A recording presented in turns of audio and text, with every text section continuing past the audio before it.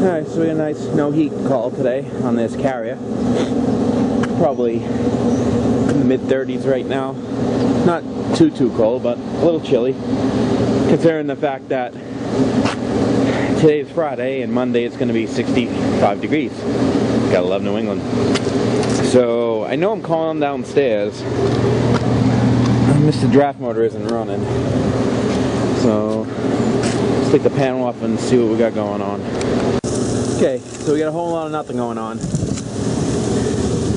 The little board is flashing. Let me see what that flash means. 1, 2, 3. 1, 2, 3, 4, 5, 6, 7, 8, 9. 9 flash. Temporary 1-hour automatic reset. See notes. This code indicates the internal processor fault. What the hell is that noise?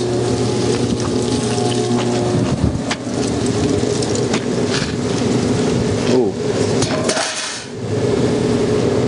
I think that exhaust is toast.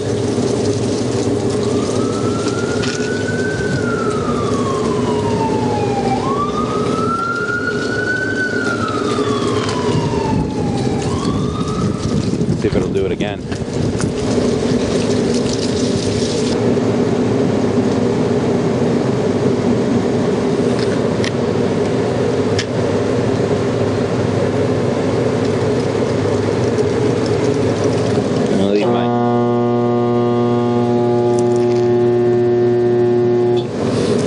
That's a dead motor in there. Back to our victim. Let's see what we got here. Again, double check and make sure we're right. Alright, cleared. 1, 2, 3, 4, 5, 6, 7, 8, 9. 9 flash, yep. Temporary 1-hour automatic reset fault. See notes. This code indicates an internal processor fault that will reset itself in 1 hour. Fault can be caused by stray RF signals in the structure or nearby.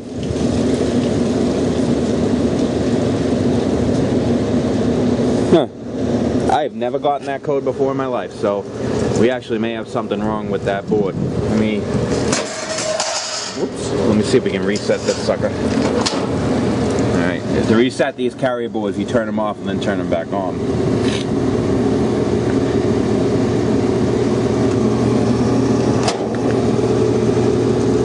There's a clear, there's a click, there's a draft motor, no gas. Smells like gas, but we didn't fire.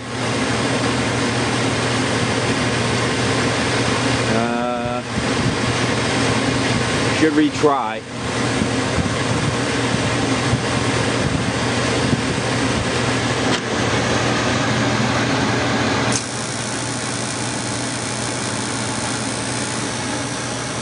Yeah, we got something wrong with the igniter.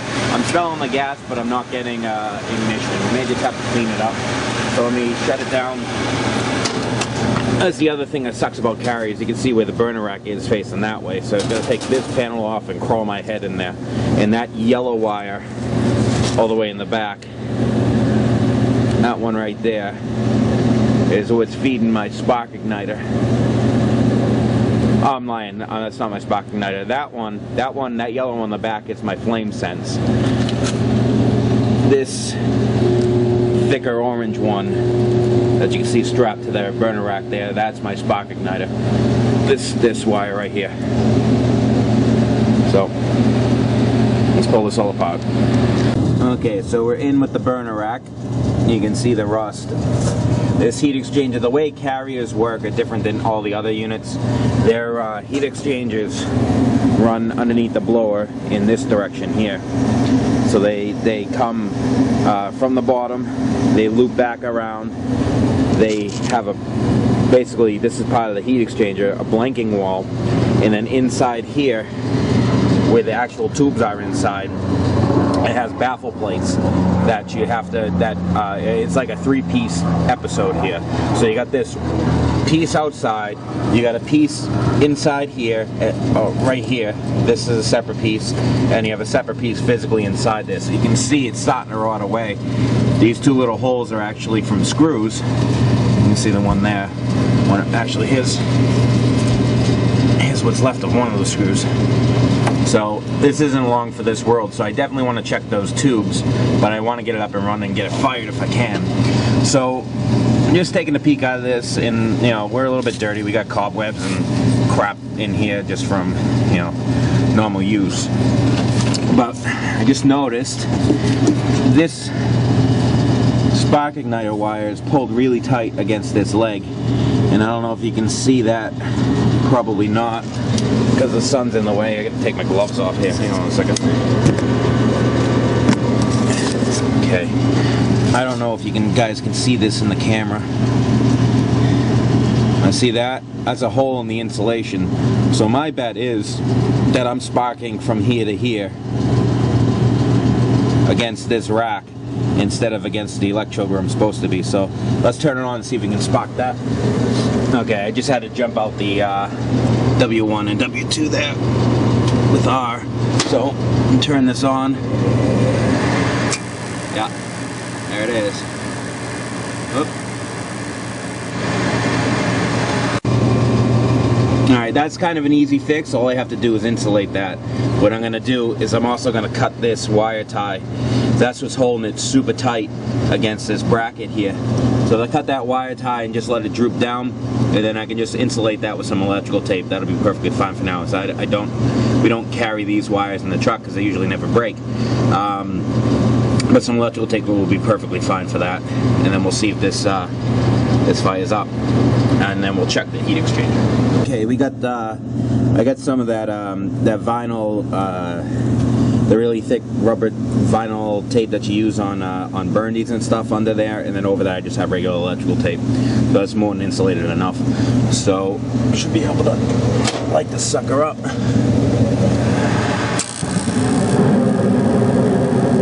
There she goes. All right. So before we get any farther than that, I'm going to check out that heat exchanger, make sure we're not rotted out. So to do that, I need to take off this panel, and that'll give me access to where the bends are, which if it is rotted out, it's going to be the first place they break. Yeah, we got a toast heat exchanger. Not so bad up here. This one here is probably one of the worst. You got it. The only thing holding that together is rust.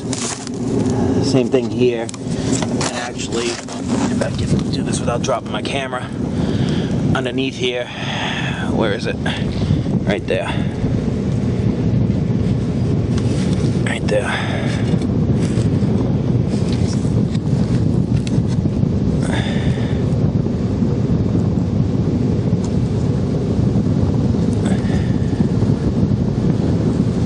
That one don't look too healthy either on the edge.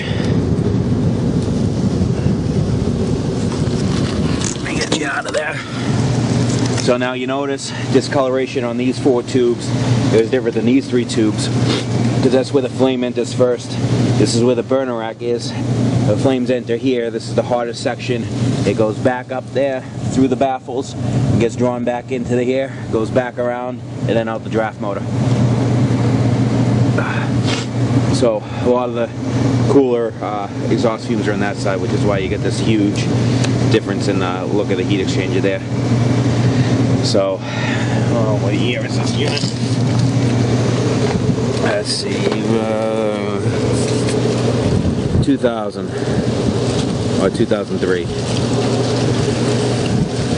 So, you know, I can't remember if it's 2000 or 2003. I can't remember which numbers, the first 2 or the next 2 before the G.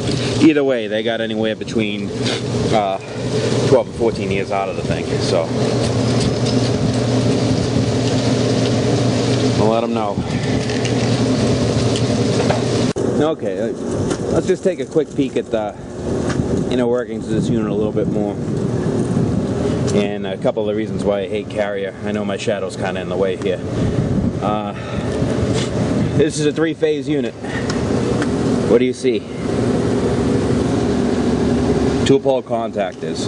Too cheap to put in a 3-pole contactor, so one phase is wired into those compressors and the blower motor at all times. They just break too. Stupid. This is your control board for your unit and also your ignition module all in one. This little 5-amp fuse here is a control circuit fuse. A lot of times you go up and that's popped. Wanna know why it's popped? See all these wires right here that are bundled? All this. Let me see if I can turn the light on this thing.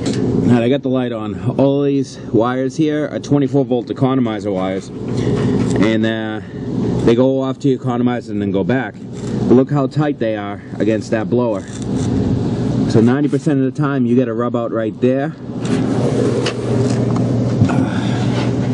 Right there. Or right in that corner. So a lot of times if the unit has a manual damper, you don't even need those wires. So you can literally take, I believe it's blue and yellow, gray and orange, if I remember right. It's 2 of these sets of wires, and just wire them together and cut everything that's going into there. This unit here, I'm trying to remember if this has an economizer or not. This does have an economizer, and it does work. So you would repair the wires in that case, but. So anyway, as far as heating goes, this up here is called a rollout switch. What this is if for any reason this draft motor does not work and the unit fires, your flames will roll out of your heat exchanger, or even if you have a hole in the heat exchanger, the air will push the flames and heat out. This will sense that and shut it down. This is your draft motor, and this right here is a Hall effect sensor, and that's how it senses that the actual motor is on. So this unit won't fire unless it senses that. Usually those Hall effect sensors are actually pretty good. Those don't die. Usually what happens is the motor dies. And then this right here is a limit switch. So if this belt breaks or this motor dies and that heat exchanger overheats, that'll shut the unit off. And all these will come as codes, flash codes, on the little LED in there, like you saw me at the beginning. Yeah, that's kind of how these units work. But as you can see, just step back a little bit, you have all this room in there, and you jam all your electrical right in that little spot. Also, if you're working on the AC on these units, you have to prop that door into place because the fans are on the other side of those compressors, so you short cycle the air. And there's no actual separate section between your compressor section and your heating section, so all those spider webs and crap in there are from that being open to the air, sucking in leaves and everything else. You know, Lennoxes and everything else, they have their own separate heating section to them. Just not fun units. I don't particularly like them. I like them at all. But so that's it for here. We'll let them know about the heat exchanger, get them a quote, and see if we can get that sucker in place. And like I said, that heat exchanger is a bitch too, because you got to take this little strut bar off, you take this off, and then sometimes you may or may not have to take that one out to kick the wall out. And then this bolt here holds like a brace that holds the end of it. You have to take that off. You're never able to get at the one on the other side, so you have to kind of take it off and bend it sideways. And that whole heat exchanger slides out this way, but the burner rack and everything is screwed to it too, so all that has to come out. That draft motor also has to come out. It all slides out this way. But when you get it, like I said, it's 3 or 4 pieces. It comes in as the actual heat exchanger. It comes in as, I think it's, I can't remember if it's 1 or 2 baffles. I think it might be 2. They actually physically sit behind in the heat exchanger itself that you can't see. This partition wall here, and then another ring that goes around those actual jets. So kind of a little bit more of an involved process, but it is doable. So like I said, this unit is 2003 is what this unit is. So they got 11 years out of that heat exchanger. And so what we'll do is just let them know and give them the option whether they want to replace the heat exchanger or whether they want to update the unit. It's completely up to them. Air conditioning wise, we're fine on this unit. We had no problems with it during the summer. So, but we just like to give them the option just to let them know that, you know, it is 11 years old, and you know, those are going to start to fail no matter what you do. So we'll just give them those two options. I highly doubt they're going to replace the unit, I'll tell you that right now, so we're going to end up doing that heat exchanger. But at least that way there, we give them the option so that when something else breaks during the summer, they can't say that we didn't tell them. So that's it. I'm going to button this all back up, and we're out of here. I'll turn attention to this little exhaust, and that motor's toast. Can't even turn it. Oh yeah, she's dead. Shaft spins freely though. Good thing is this is only an exhaust motor for the employee bathroom, so it's not that huge of a deal. So that can definitely wait. I'll just take the numbers off the motor so we know what it is. What we have here is what I think is going to become a common sight. Brand new truck that we have, 4,500 miles, Ram Promaster, toast. Transmission, bye-bye. Can't go anywhere with that thing anymore. That's Fiat for you. And as much as I hate Ford, my truck's still kicking. So whatever you do, I won't buy one of those.